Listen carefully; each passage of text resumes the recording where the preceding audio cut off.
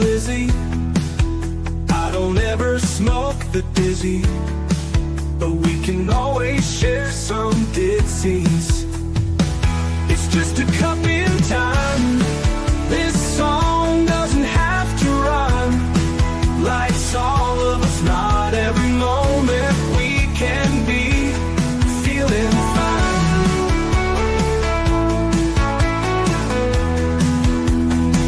I wanna share a moment, just a second if you will, maybe even a cup of thrill. We could share this performance. It's tea time, come sit with me. Well, welcome guys, Miss Liz in the house, and I am so happy to be here. I have an incredible lady in the back of the studio, Lynne Williams, and we're going to be sharing her tea today on Tea Time. And as you guys know, Miss Liz doesn't serve a beverage. I serve their stories through their words and that. So today's story, tea, is adversity with humor, courageous with compassion, and transform with gifts and purpose. That is the tea we are serving today on Tea Time with Miss Liz.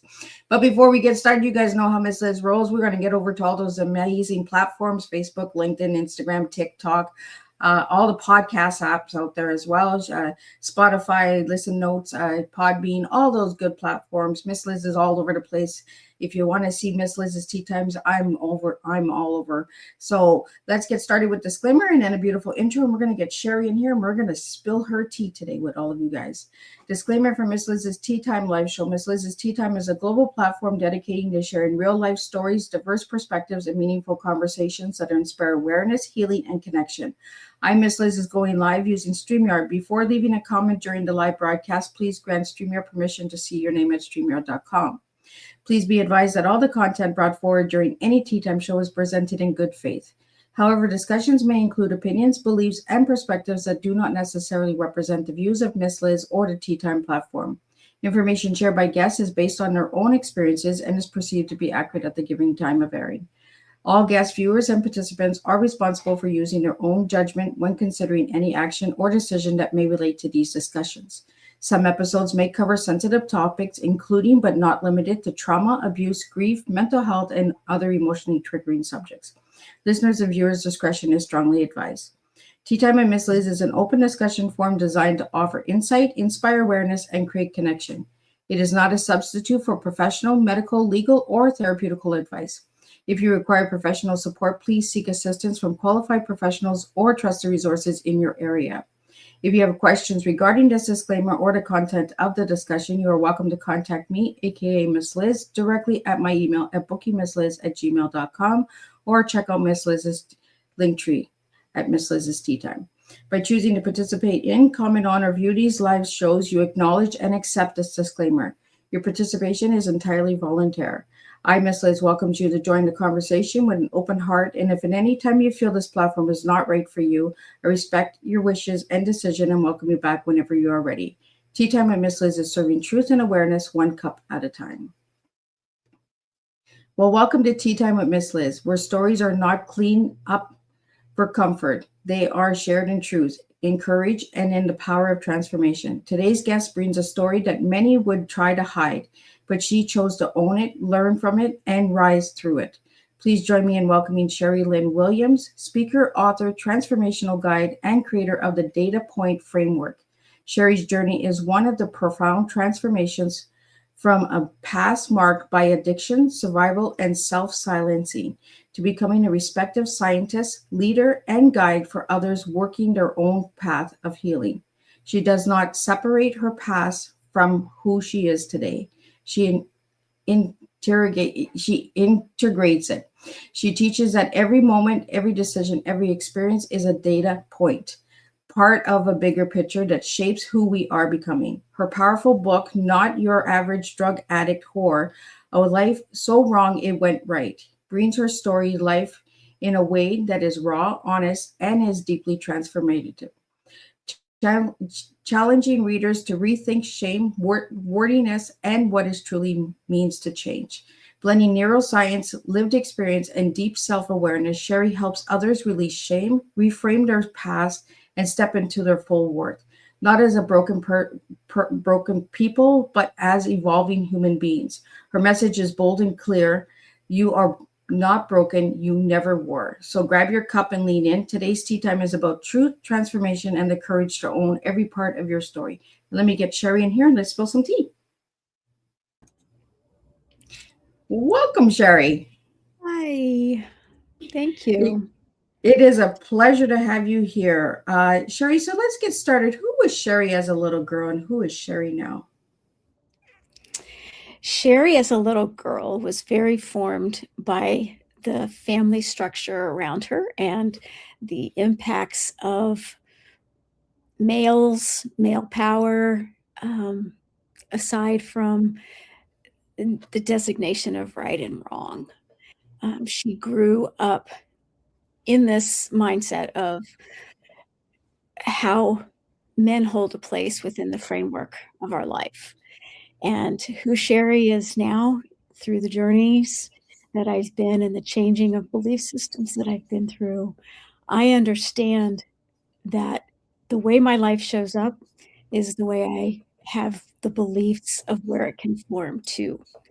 And I say that with great humility as I have been reflecting over the years of what it took to get my journey to where I am now as this scientist who, high school dropout, goes back to college at 45, graduates at the age of 50 with a bachelor's of science in biological studies, and escalated my way through all of the adventures that the life gave to me and offered me, and the benefits and the serendipities that I truly believe I also created for myself.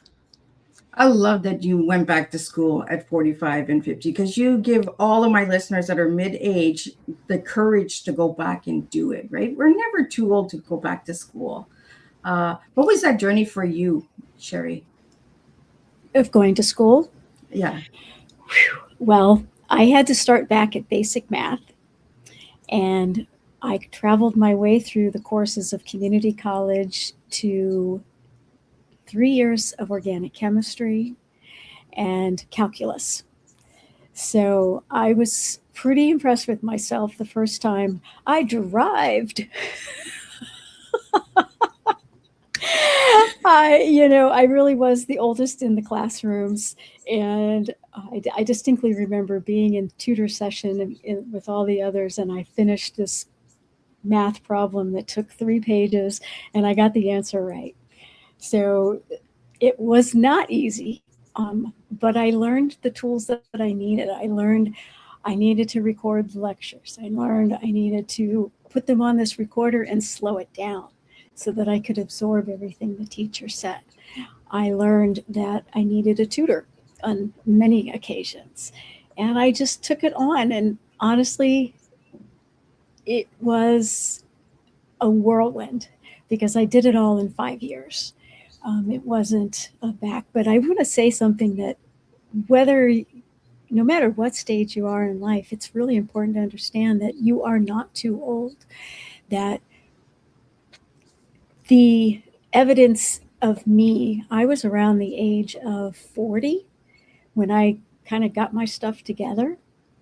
And that then took me into a workforce that society recognized. And I just journeyed my way through promotions and dedication to the job, and I was having fun with the work. And so next thing you know, I'm promoted to a very highly respected scientist position with the Department of Energy and a top secret clearance. So don't judge where you are now to where you can go. Absolutely. And that's why I love having stories like yours on Tea Time, because you just never know when we're going to get our stuff together, right? Yeah. And it's a perfect journey to get there. It really is. Right? You're never too old to start over and go back to school or to recreate a business or just, as mothers, I know I found it really hard because I always wanted to do everything for my children. And I was just like, but I matter too. And I have to find my own way in life too, because these kids are going to eventually leave home. And then what's mom going to do? Right. So Sherry, let's talk about your book. I'm going to pull up the book. So we're going to be talking about Sherry's book today, but we're also going to be talking about some of the work that you do. But let's get into this book and explain the cover for the audio listeners who can't see the cover. So the image on the book is a young girl who is me at 4 years old. And the impact that this has is we do not know the journey that we're about to live. And this was an impactful time for me because it is when the first nuances of male, and I'll say male power, it's not a negative thing, it just was at the time that this was when my journey began, and it's when the journey began in the book that this is who we are when we're children, and the journey of our life is unwritten until we write it. So what age are you in this picture, Sherry? I am around 4. 4. Do you want to share a little bit of what happened to you at 4?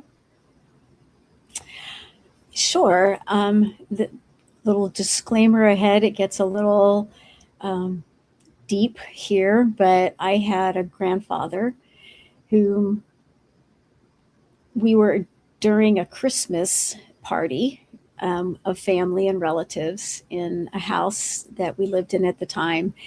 And my grandfather began a process that continued for, I don't even know how many years it continued, but I wouldn't say years because he kind of disappeared from my life. But he sat me on his lap and began putting his hands under my dress and fondled me until I came to an orgasm. And I didn't, of course, see any harm, any foul.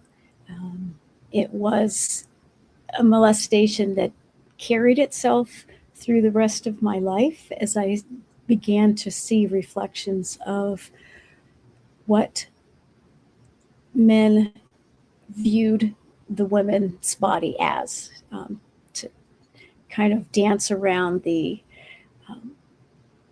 mindset that there are in this day and age. So this would have been in the late 60s, 1960s. And men had a way of managing women's lives. And also they impacted us in our mindset, how we showed up publicly. And I'll kind of leave it at that. So Sherry, how did you get the cover, the name of your book? Not Your Average Drug Addict Whore. During the phase of my life where I was an addict and the addiction brought me into prostitution, labels are put upon people. And this title was meant to grab the attention because people are drawn to the secrets. They're drawn to a deeper understanding. And so the drug addict whore are the derivatives of a slang that doesn't serve us, that we judge a person. And in my case, I would have been written off, honestly, if in this stages of my life. And the truth is, I wasn't written off. And the life so wrong it went right is all of those wrong moments in my life and the events of my life that created the journey became very valuable as I, in my later years, learned that I needed to own them, to understand that the shame was a byproduct of society's constructs and not my own. I love that the wording, a life so wrong it went right, is right beside her, because that shows strength. And the smile on the little girl is strength. Being a survivor of abuse as well from family member, I totally get it. And the cover is just empowering, inspiring, and truly gives other people who are hiding in shame and that a voice as well. So what we have a question here is, this really makes me think, how did you find the strength to turn things around, Sherry? It was a journey of watching myself. there's a book that I know is in me that has to do with this very tough subject. I had an observer. That's what I call it. Be it source, an angel, God, but over time, the observer was very distant, and it was watching the steps I took, the moves I made, the shameful, there's that word, acts that traveled me down a path. And as I got closer and closer to being a witness to my own self in this journey, that observer began to get so close to me that I felt it in my heart, in my chest area.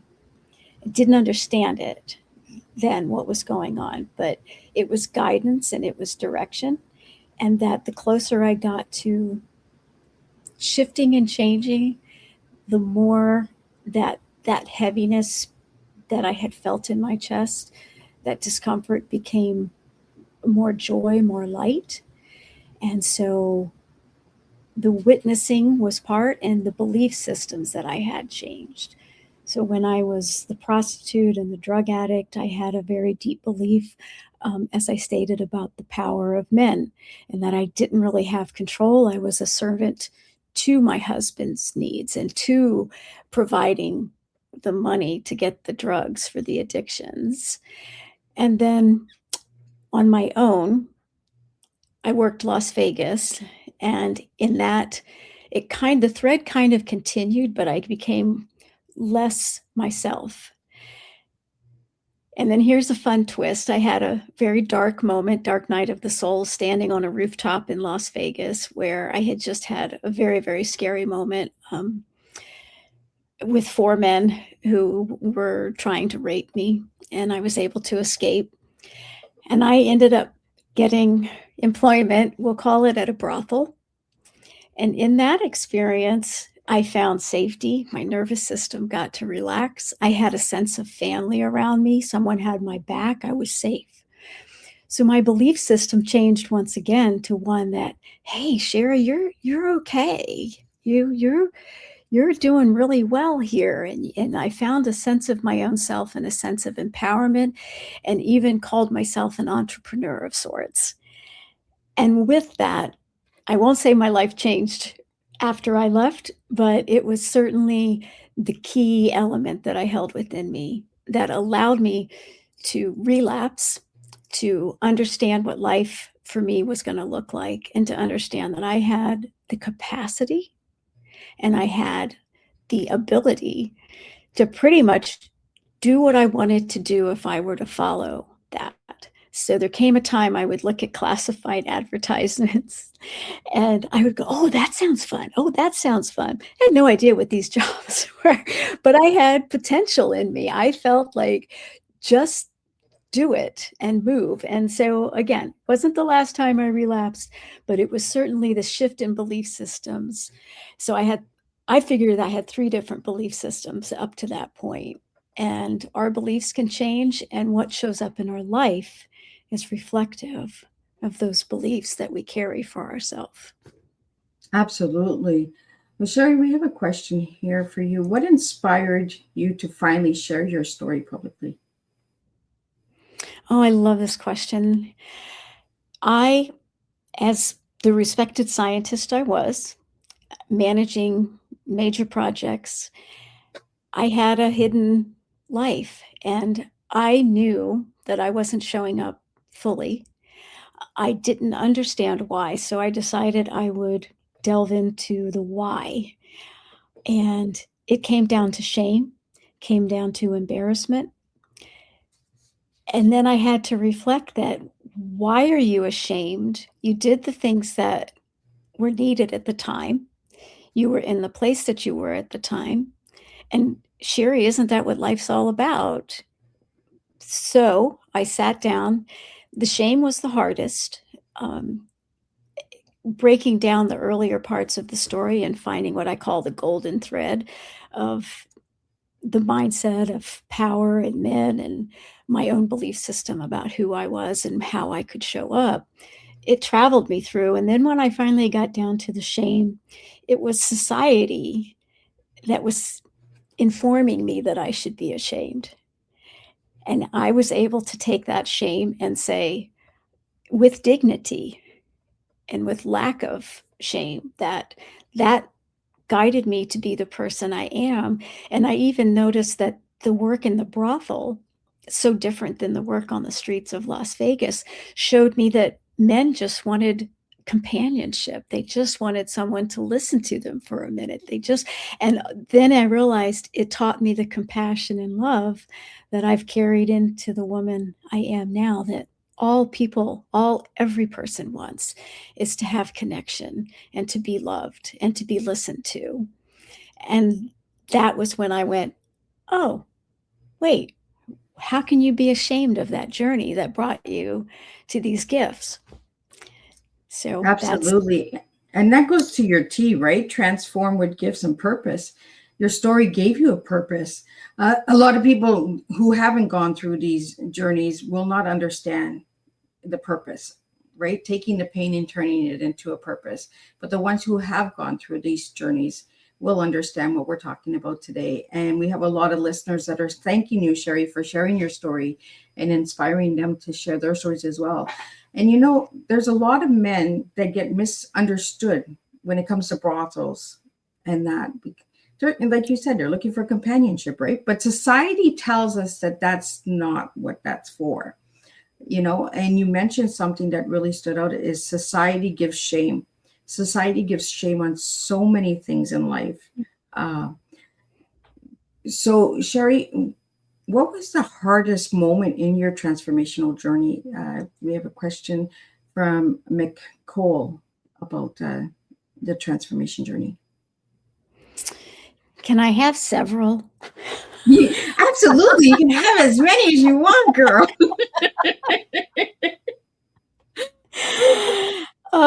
So the first one I mentioned was on the rooftop.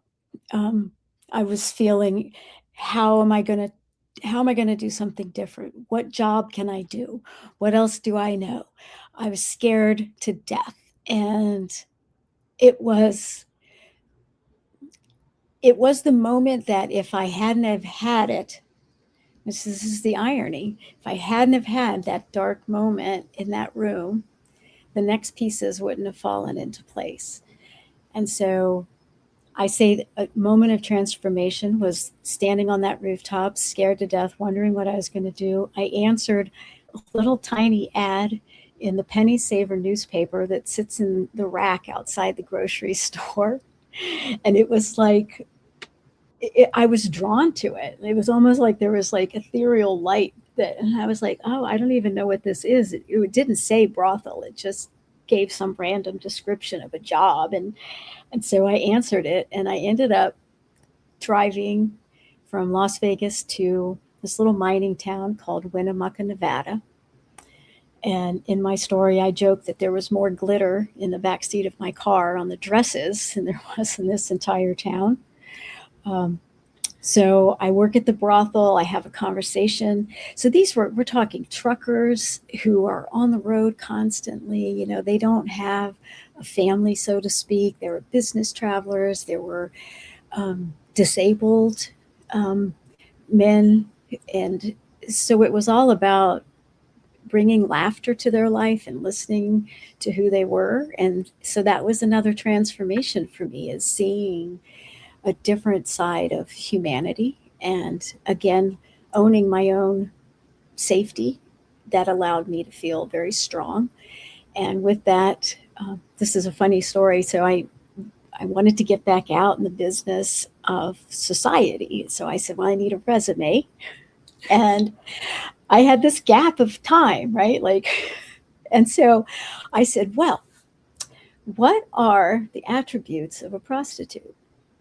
Basically, I came down to customer service. Well, you know, and communication skills.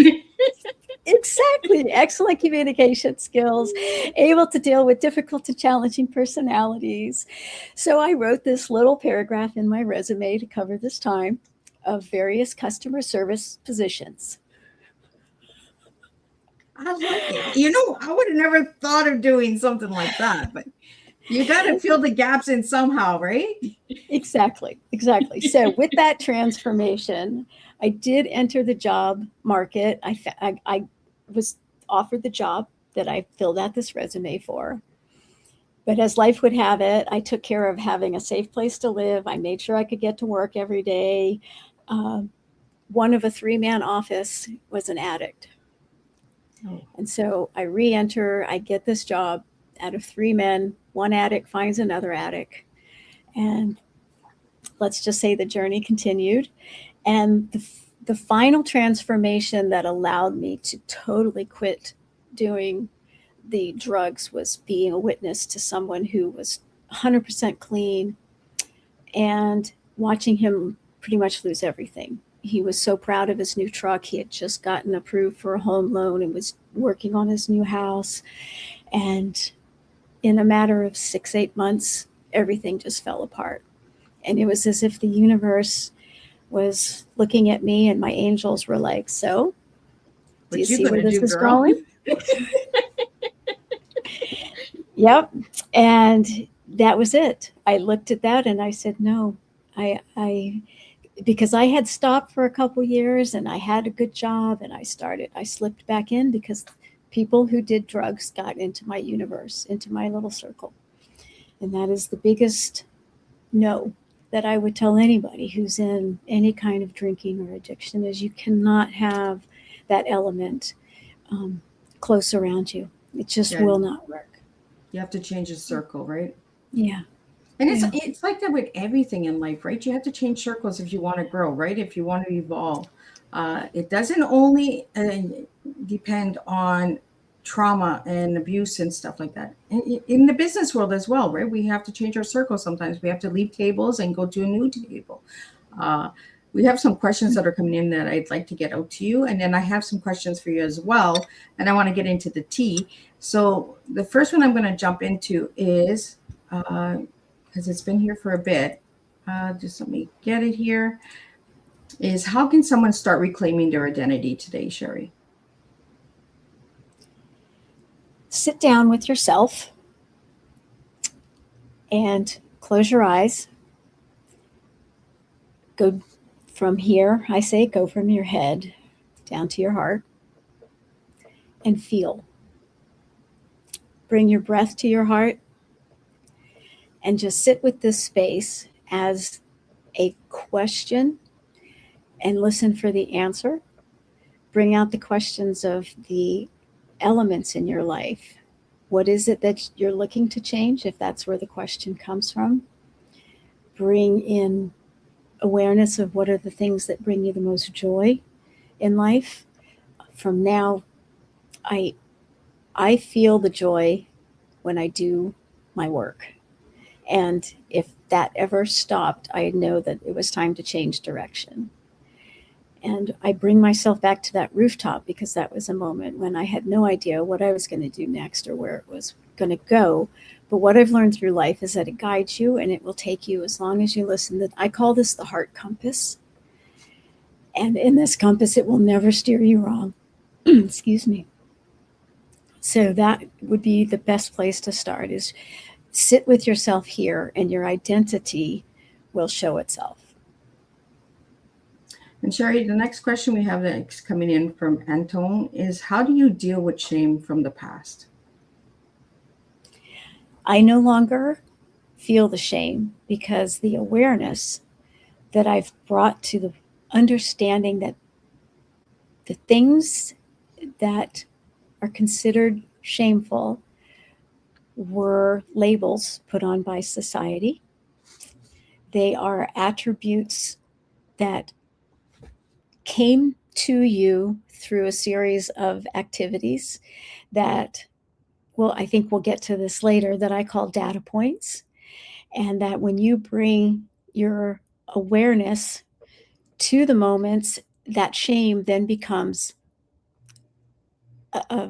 almost a dignity that you can carry the journey that took you through. And that shame just goes, it's no longer a shameful thing. It was a moment that gave me power. It gave me sovereignty to myself, and it gives me actually great, almost pride in the journey that I took, because I did the things that I did along the way in the perfect form that my journey was bringing me to become who I am and who I was always meant to be. And Sherry, from Lone Todd, we have, what role did support systems play in your transformation? We don't often talk about support systems, right? So let's talk a little bit about your support system. I am an outlier in that I was ex-nayed from my family in my 17, 18-year-old moments. There are many times I've thought that if I had the voices of the family who already didn't think very highly of me, who already had labeled me the slut, the whore, I probably wouldn't have gotten out and be as strong as I am. I feel that the social conversation tends to want to make a person feel less than. And I feel that when we have these moments of things that we've done or things that we've said, it is the respect of ourself that leads to the dignity and the awareness that lets us move forward. And shame is just something that's going to hold us back. So it's look at the cause of that shame, as there can be a lot of different ones, because society likes to shame us a lot. Then I love this comment that just came in from Dawn. Is your description about deciding what to do about shame is wonderful. Because shame puts a roadblock on so many of us until we say, you know what, I'm no longer shameful for what has happened to me. Sherry, how old were you when you were able to say that to yourself? Oh, 40, probably 48, maybe almost 50. I think I was coming out of the college aspect. There was still historic shame that I can honestly say probably even 10 years ago, so 50 years of age, because I didn't understand it. And honestly, that's kind of why I'm here today, because it's important for us to reflect and to understand the power that we have and the power that we sometimes allow others to dictate upon us. And I'm a good person. I'm a good woman. Those moments of my life gave me a lot of tools that I carry today. And we have a question here. What message do you hope readers take from your book? And I'm going to pop up the book again for the listeners that just popped into the live stream. Not Your Average Drug Addict Whore, A Life So Wrong It Went Right. And that is Sherry on the image on the book. So Sherry is sharing her personal story today with us, and we're going to get into a little bit of what Sherry does as well for work. So Sherry, what message do you want the readers to get? This is not a book that's going to drag you down. It's not going to be heavy. There are stories that contain some serious subject matter. The hope from this is that every chapter has either a reflection or a revelation, that I tell a story and I journey us through, but there's always the takeaway that I follow each chapter with. And that's the hope, to see that it's all going to be all right. You're on a journey and it's all going to be all right. And that's the takeaway, is at the end that you see your journey is a powerful one, and you can accept and own and as I say, reframe the pieces of your life that maybe you want to keep hidden, and understand that they belong right up there in the light, that they're your foundation. They're the strong shoulders that you're standing upon today. And Sherry, let's get into a little bit of what you do for work. I want to know a little bit more about this data point that you do.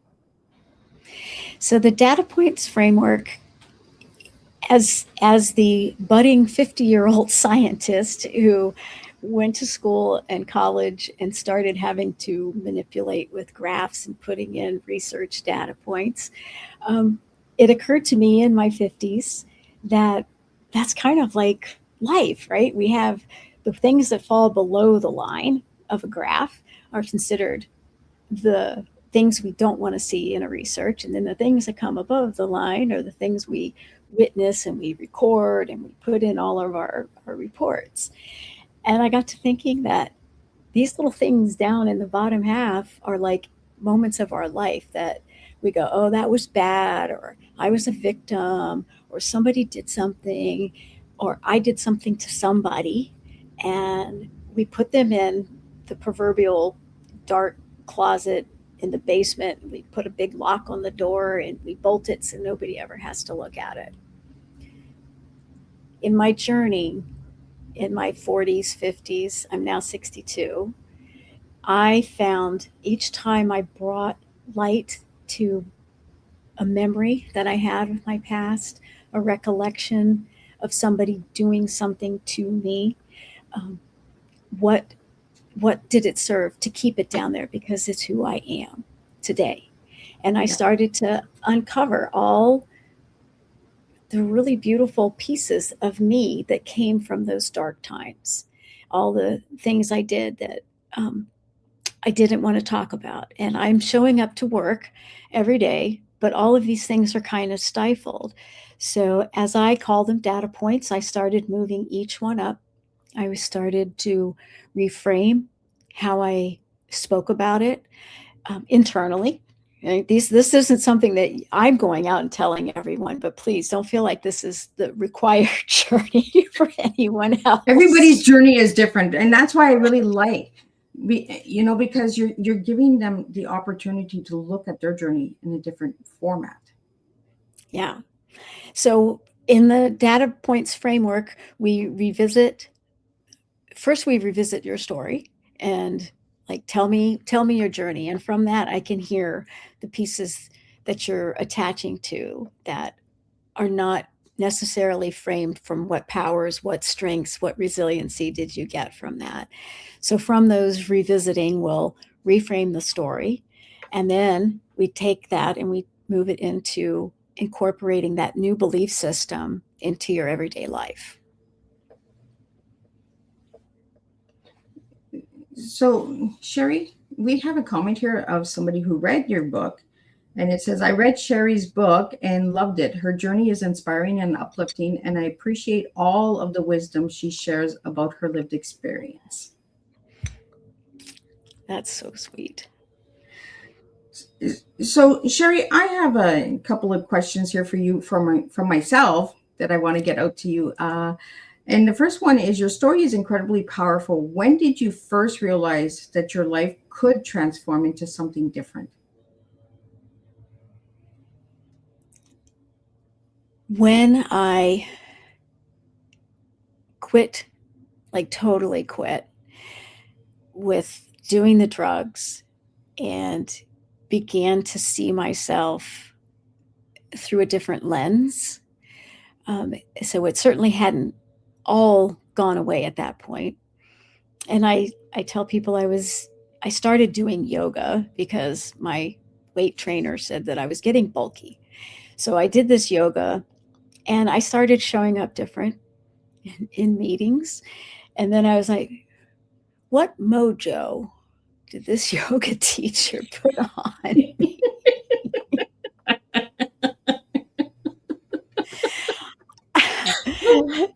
So you know what I did with that? I went and took a 200-hour teacher training class for yoga so I could get the behind the scenes of what the mojo was. I love it. What is this going to give me? Let me go and learn this a little deeper, right?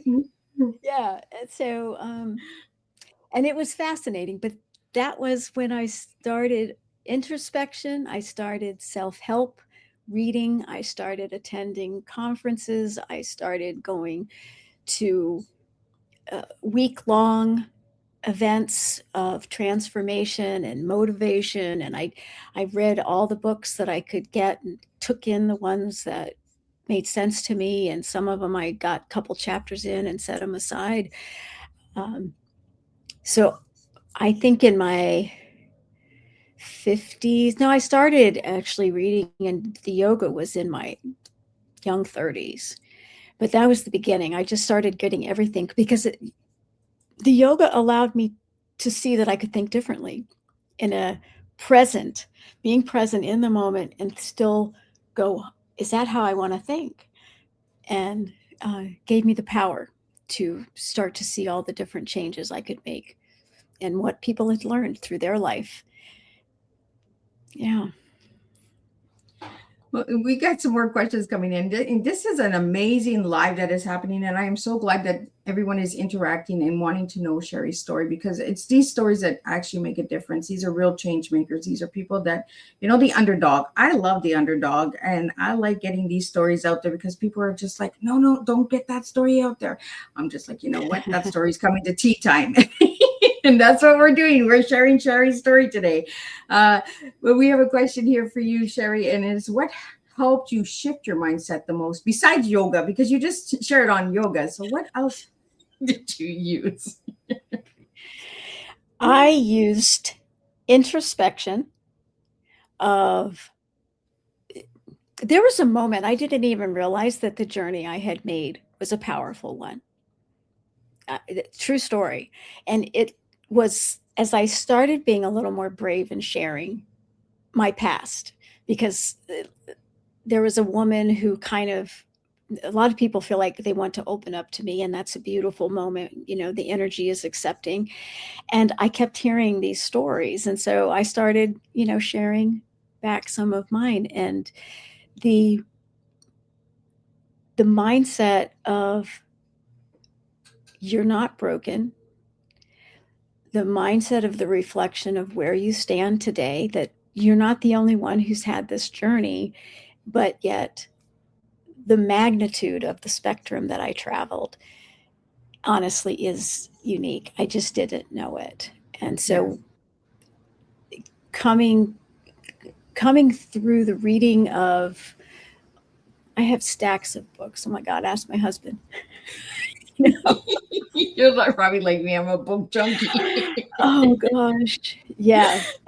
And you gain something from all of that. So the mindset shift came from evidencing myself and witnessing the journey that I had been on, and witnessing the powerful lessons that I carried forward, and now willingly accept that they may have come from a traumatic moment. It may have come from an unfortunate interaction. However, the strength and resiliency that I carry, and the brightness of sight, like I always am looking at everything with the brightest of perspective. And I think that is the mindset that I know if I live in that, that's how my life shows up. Hope that's not Absolutely. too corny. You know what? I like corny. We don't all have to be straight line, right? We can be those roller coaster rides that are a little fun in life. Have some fun and humor. And that was part of your tea as well, was the adversity with humor. Is that how you got through the harder times, was the humor? Mm-hmm. It was. It really was. And it also got me out of some sticky situations, things that could have been extremely harmful. Definitely the humor that, and the light heart, I think. Like, I remember some very dark moments of danger in Las Vegas, and it was a distinctive, like, I knew that there was danger right there behind me, but I showed up with the effervescent and the intention, and you could feel the danger dissipate from behind me. You know, and I use humor for my story too, because my story is heavy, and I put dark humor, and people are like, how can you put dark humor to that? And I'm just like, it saved me, trust me. If I wouldn't have put that in there, I don't know where I would be. I'd be a mixed up teacup, I'm telling you guys. Mixed up teacup. Like, I wouldn't be a broken teacup, I'd be a mixed up one. It'd be like a mosaic coming together. And it kind of brings me into the question I have for you, Sherry, is you say you are not broken, you are becoming. What does that mean to you on your hardest days? Being in a place where the career of scientist is behind me at this point. I'm on a journey. I'm now at the mountaintop, I say. And on that mountain ridge top is a path. I don't know where it's necessarily going to, but I'm taking that journey. And it will give me forks. It will give me chances for more introspection. I'm certain of it. But that is the becoming. I can't put a pin on where the becoming is. I can just take the steps. I can hold the beliefs that I have and understand the journey that I've been on and see and witness that these beliefs are going to be my life in the future because I do believe it. So let's talk about this wisdom gateway. What is wisdom gateway?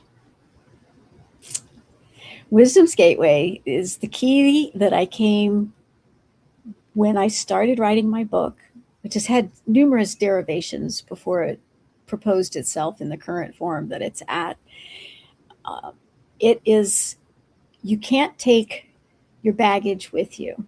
You can't go forward with this backpack filled with heaviness and filled with the perceptions of what you've lived. So the gateway is when you walk through and you set that bag down, you lay out all the old stuff and understand what it is you're taking forward. Oh, I like that. Put that bag down. Put that baggage down.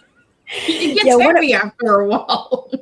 One of my friends calls it like going through TSA checkpoint. I'm sorry, you can't have that and come through here. You didn't claim that through customs. Not allowed to go any further. So keep in mind, we're all becoming, all of us. You know, who you are today is not who you have to be even tomorrow. Things can change and shift in a moment's time, in a moment's perception, and how you show up for the next thing that comes across. Absolutely. Well, what advice would you give to someone still struggling today, Sherry? Absolutely do not define any relapse or any perceived failure as the way it is and the way it always will be. That, again, it's the observer showing up, that understand the acceptance and understand the power and the opportunity that's given to us when we're struggling. Because if we're struggling, if this doesn't feel right, there's your heart compass right there. It's telling you what do we need to do to make this better. And if life is really sucky, take the least sucky path. Show up with the best you can be in the if it's the job that you don't like, be the most amazing person. And I also say there's a process to really identify what are the top things that you'd like to see in your life. Because we're bombarded with 84,000, 94,000 thoughts a day, whatever the number is. And if you don't have those top 5 things for you, you're going to be inundated with a bunch of things that don't apply. But if you know what you are looking for in the next step, you're going to be more apt to hear it. You're going to see a billboard with a phone number. You're going to hear and overhear conversation standing in line at the grocery store. You never know. But when you have that attention and you understand what it is that you'd like to see your life look like, then those opportunities, they're there, but we're so bombarded that we don't always see them. So that would be it. Absolutely. And we have a comment here that I want to get out to the audio listeners. If you're seeking help, 988 is a good text and call national hotline. for anybody that is struggling. And if there was anyone that was triggered during today's tea time, make sure to reach out to Miss Liz. Miss Liz is here for support as well. And also, Sherry, I want to get into some little fast, fun questions here before we wrap up because the time is just flying by. And I want to get some of my questions out too, guys. I appreciate my listeners, but I want to get some of my stuff out. Sherry, let's do some lightning bolt questions right now. One word that describes your journey. Fantastical.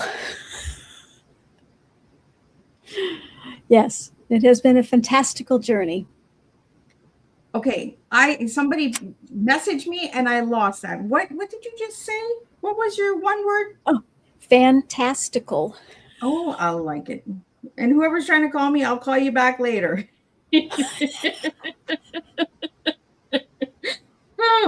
Courage or compassion, which comes first for you? Oh my, you've hit a... Can I sit on the fence? You might hurt. I'm going to go with compassion at this point in my life. I think if you had asked me maybe 30 years ago, I could have gone the other, but I think in today, compassion. And hardest truth you learned about yourself? Hardest truth? I am a person who understands all sides in most cases. And the hardest truth is that I will not always have a definitive answer or direction to provide. Oh, interesting. Do you want to get a little deeper into that? Because we are all on our individual journeys and we are all very unique, and those moments from our data points are individual and unique, that the next piece is I can coach and help and we can talk through. But what one person might see as not the highest road and what another person might is the distinctive moment that they're on along that journey. And it's not going to be the same for everyone. And I love that you said that it's not going to be the same for everyone because everyone's journey is different. There might be some similarities, but everyone's journey is different. And that's why we do different teas here and we serve different teas and we spill different flavors because not one journey is the same. There might be similarities in the stories, but not one is the same. And that's why each tea makes a difference.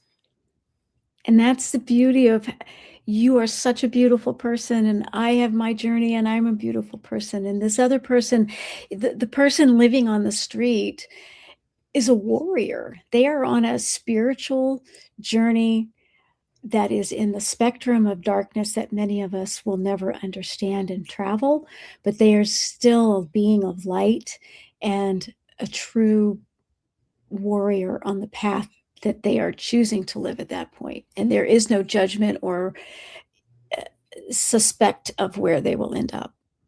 Absolutely. Yeah. You know, and having these stories shared and through writing our stories, you know, we give hope to others that are still living in that shameful society, understanding. You know, this is one wish I hope I can break through tea time is society shame, society beliefs. You know, start believing in yourself, start believing in your story, your cups, your teas, because that's how we're going to make a difference. It's not what society thinks of us, it's what we think of ourselves. And that's what gets us through these journeys, really hard journeys. Sherry, what does today is it mean to you? The elements of our past don't matter in the form that they felt when they occurred. Today, you are the accumulation of all of those moments and events. And today is the now. And now anything can happen. Anything can happen. And if your life were a message, what would it say? Believe in yourself. Yeah. And Sherry, what message would you have, like a final message for anybody out there that is ready to share their story or willing to reach out to you with Wisdom Gateway? What message would you have for them? There's never a point that it's too late. You're not, again, you're not broken. That the journey you've been on has been perfect to the point that you're at, and tomorrow is an open and welcoming door for whatever you choose to bring. But it's never too late. I didn't get my stuff together until I was in my 40s, and never imagined that I would be a top level respected scientist when I was hoofing around in my 20s and 30s.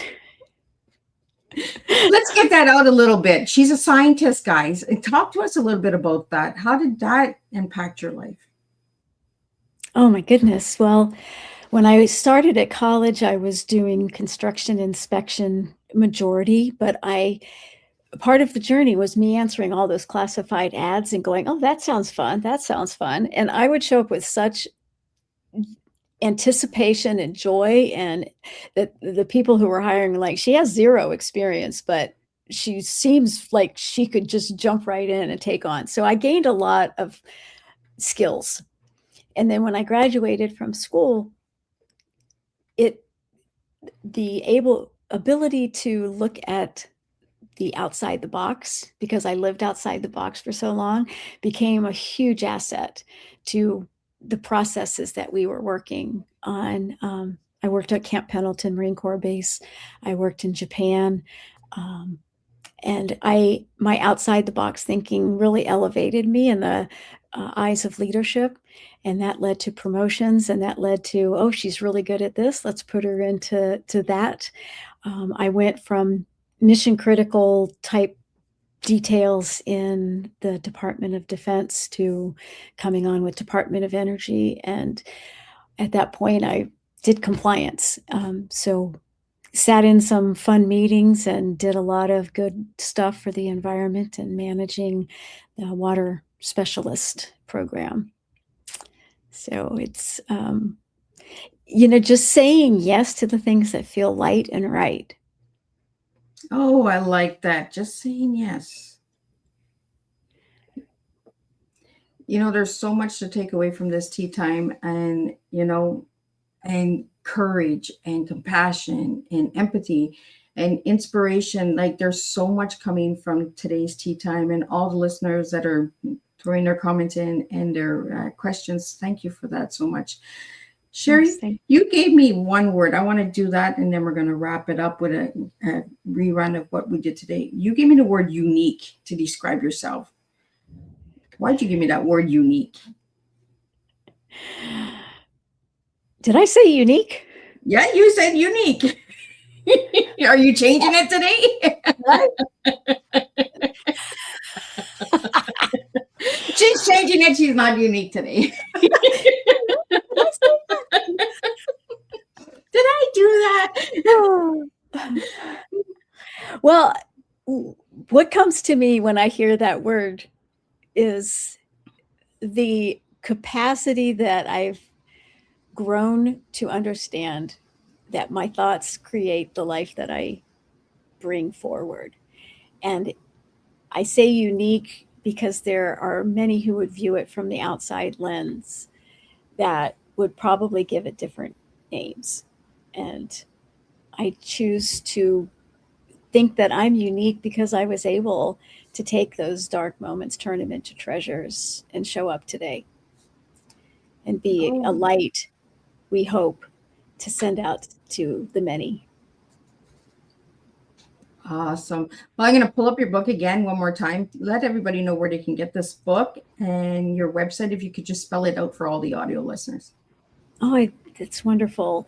So the book name, Not Your Average Drug Addict Whore, A Life So Wrong It Went Right. This book is available on Audible, and it is narrated by myself. It is available in Kindle and also paperback. And find it on Amazon. Wisdom's Gateway. So it is WISDOMS Gateway, GATEWAY.com. And on that, you'll find some free access that I put on to a 3-step guide to unpack your past. And with that, there's a little masterclass that might come available. I'm available for speaking and keynote, and I look forward to making impacts with workshops as I continue to grow. Awesome. Well, thank you so much. I'm just going to do a wrap up of what today's tea time was. And I want to thank everybody for tuning in and joining in, and some giggles and some, some rabbit holes that we had some fun. And that's what tea time is all about, guys. So I did have a comment here. Anybody that wants to make a donation to Miss Liz, if you go to my website, Miss Liz's www.misslizsteatimes.com, you can make a donation there. But I really encourage you guys to share these tea times. That's how you can help Miss Liz. Share the tea times, because they help the guests and they help save a life with somebody else that the story may resonate with. That's the way that you can make a donation for Miss Liz. Share the tea time. What a powerful and honest awakening conversation. Sherry, thank you for your courage, not just in what you lived, but in how you choose to share it so others can see themselves differently. Your story and your book reminds us that transformation is not only possible, it is already happening when we choose to look at our lives with awareness and compassion. This afternoon, we were reminded that shame loses its power the moment we stop hiding and start understanding. That every experience, even the painful ones, hold meaning when we allow ourselves to see it as part of our journey, not the end of it. Your work challenges us to rewire the way we see ourselves. Here is something to carry with you after this tea time. What if your story didn't go wrong? What if it went exactly the way it needed to bring you to where you are today? To everyone listening, your past is not your prison, it is your data. And that is what we choose to do with it. Becomes your power. Until our next cup, keep sharing, keep going, keep growing, and keep choosing to see your story as something meaningful, not something to hide from. And I'll see everybody at 7 p.m. and we'll do this all over again.